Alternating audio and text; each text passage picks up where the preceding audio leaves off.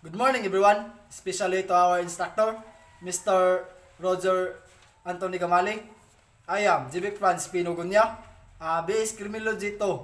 So today, I will report our subject, the chapter Formation 1, and my report, Nationalism and Patriotism. So, let me start. Basic concept of nationalism and patriotism. Nationalism is an ideology and movement defined by promoting the interest of a particular nation, in particular with the aim of acquiring and maintaining the nation's sovereignty over its country of origin. Smith 2010. Nationalism claims that each nation should regulate itself, free from mission outside intervention, that a national is a natural and ideal political basis, and that the nation is the only legitimate source of political authority.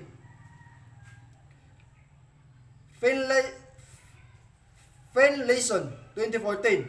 It also aimed to build and maintain a single national identity based on shared social characteristics such as culture, language, religion, politics, and belief. In a distinctive shared history, and to promote national unity or solidarity, Yax 2012. Nationalism, therefore, seeks seek to preserve and encourage a nation's traditions, traditional culture, and cultural revivals have been connected to nationalist movements. It also fostered pride in domestic accomplishment, and is strongly associated with patriotism. Nationalism is often paired with other ideologies, for instance, conservatism or socialism. Finlayson 2014. Okay. Types of nationalism. Nationalism can be expressed along civil, ethnic, cultural, religious, or ideological lines. These self-definitions of countries are used to classify distinct kinds of nationalism. Although these categories are not kinds of nationalism, are not mutually exclusive, and many nationalist movements combined and defined a differing degrees some or all of these components. Number 1, ethnic nationalism or ethno-nationalism. The country is described from prior generations in terms of ethnicity and descent. It also involves the concept of shared a culture among group members, and generally a shared language. The nation membership is hereditary. The state derives political legitimacy from its status and the ethnic group homeland, and from its obligation to safeguard and partially those domestic group, and as group to promote its family and social life. In contrast to Western opinions of a country defined by its geographic territory, the theorist Anthony D. Smith utilized the word ethnic nationalism for non Western nations of nationalism. The word ethno-nationalism is usually used only in relation to nationalists to support an explicit ideology among these lines. This more generic word is ethnic, ethnic nationalism and is used by nationalists who hold such views in an informal, instinctive, or unsystematic manner. The pejorative type of both is ethnocentric nationalism or tribal nationalism. Although tribal nationalism may have non-pejorative significance when debating African, Native American, or other nationalisms that publicly claim a tribal identity. Number 2, civic nationalism or civil nationalism. The state derives political legitimacy from its citizens. Active involvement and the extent to which it reflects the will and the individuals. Civic nationalism lies within the traditions of rationalism and liberalism, but it is contrasted with ethnic nationalism as a type of nationalism. Civic nation membership is regarded to be voluntary.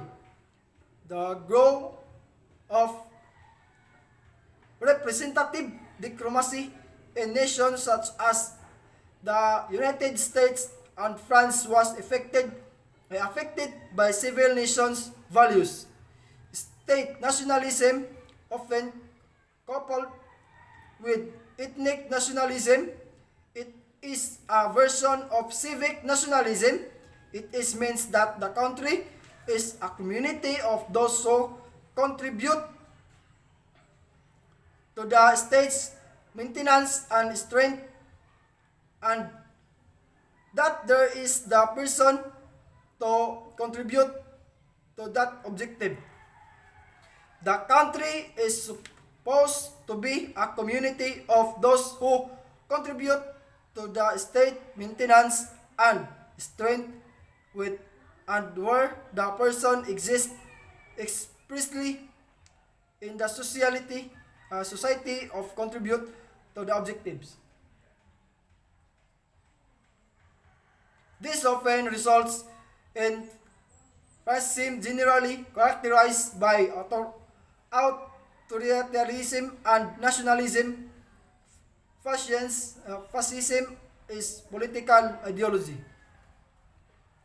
Number 3, expansionist nationalism. A radical form in imperialism that includes independent patriotic feelings with a faith in expansionism, generally through military aggression. The word was coined in the late 19th century as European powers indulged in the scrabble for America. European powers indulged in the scrabble for America in the name of domestic glory, but was most closely linked with militarist government in the 20th century.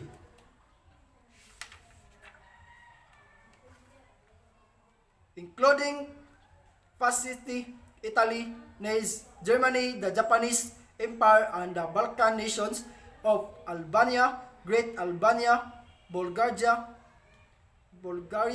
Great Bulgaria, Croatia, Great Croatia, Hungary. Nations are not believed to be equivalent to their right to self-determination. Some countries are believed to possess features and qualities that makes them superior to others.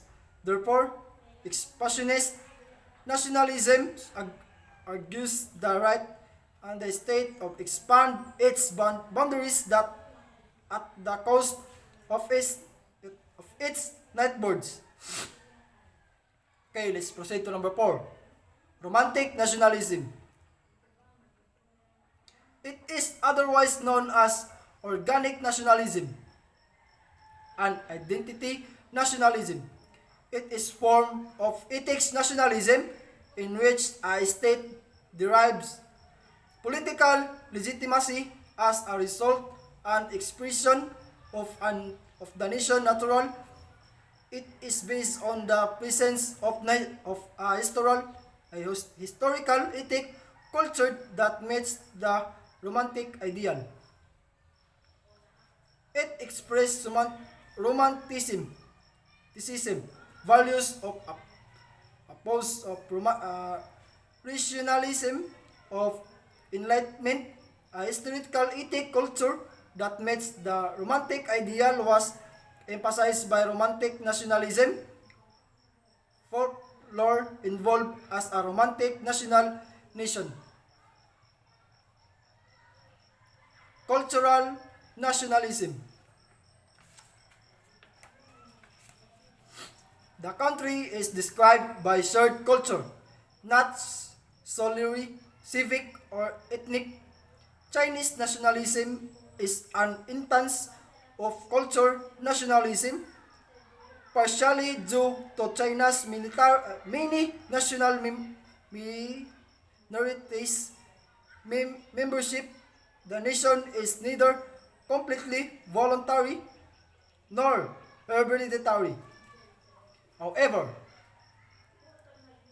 a traditional culture can be more readily integrated into the lives of a person, particularly if the person can be obtain his or her abilities at an early point of his or her own lives. Converse 28. Cultural nationalism has been defined as a variety of non-civil or ethnic nationalism. Nelson in 1999. Number 6.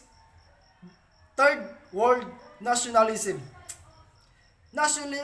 Nationalist feeling are the outcome of opposition to colonial rule to survive and maintain a domestic identity.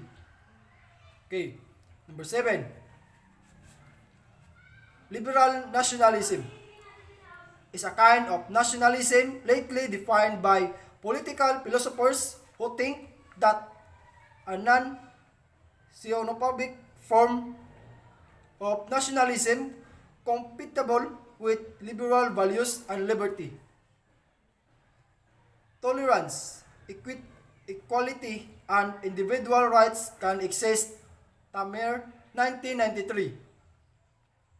Kemlika, 1995, Miller, and 1995, it is asserted that in order to lead meaningful, independent life, people need a national identity, and those liberal democracies need domestic identity to work and correctly. Liberal nationalists often define the importance of domestic identity by stating that people need a domestic identity to lead meaningful, independent life. Kimlicka, 1995, and the Liberal Democratic Politics, Aras 2002. Ernest Renan, author of Quo Est Sique Nation, and John Stuart Mill are often true to be early liberal and nationalist. So let's proceed to number 8. Number 8 is religious nationalism. Nationalism connection to a specific religious faith, church, and affiliation. It can be seen by the shared religion contributes to a sense of domestic unity and a mutual bond between the nation's people. This connection can be divided into the dimensions religions, politicians, and religious converse effects on politics. In the former aspects, it can be seen that a shared religion contributes as a sense of domestic unity, a common bond between them, the nation's people, the support of national identity, comparable to shared ethnicity, language, or culture. It is another political element of religion. More ideological is the impact of religion on politics, wherein present interpretation of religious concepts inspire political activism and action. For instance, legislation are enacted and encourage stricter religious adherence. Number 9, pan-nationalism. Ethnic or cultural nationalism refer to a country that it itself a cluster of associated ethnic and cultural communities, such as Turkish peoples. Number 10, diaspora nationalism. Diaspora nationalism. Diaspora is an ethnic population residing outside their traditional homelands. In this type of nationalism, there is a nationalist since etc. and Irish in the United States, the Jews in the United States and elsewhere, etc. Number 11, stateless nationalism. On nationalist base, the Catalans and Basques in Spain, an ethnic and cultural minority within a national state aims independence. National conservatism, a political term mainly used in Europe to describe a version of conservatism that focus more on domestic interest than conservatism, while not being unduly nationalist or purposing a far-right agenda. Number 13, revolutionary nationalism. Revolutionary nationalism is an ideological theory that calls for an domestic group united by a shared sense of intent and destiny. Also known as radical nationalism, it was first ascribed as strongly promulgated by Benito Mussolini to followers of evolutionary syndicalism in France and Italy at the start of the 20th century. This intellectual synthesis of radical nationalism and decent society was created. Number 14, left-wing nationalism. Left-wing nationalism, also sometimes referred to socialist nationalism, relates to any political movement combining left-wing and socialism with nationalism. Notable examples include the 26 July movement of Fidel Castro, which launched at Cuban Revolution of 1959 to host the American Back Fulgencio Batista, Ireland's Sinn Féin, Israel Labor, Zionism, and the African National Congress. So, that is all about my report, and I hope you will listen to my report, sir. Thank you so much, and God bless, and once again, good morning.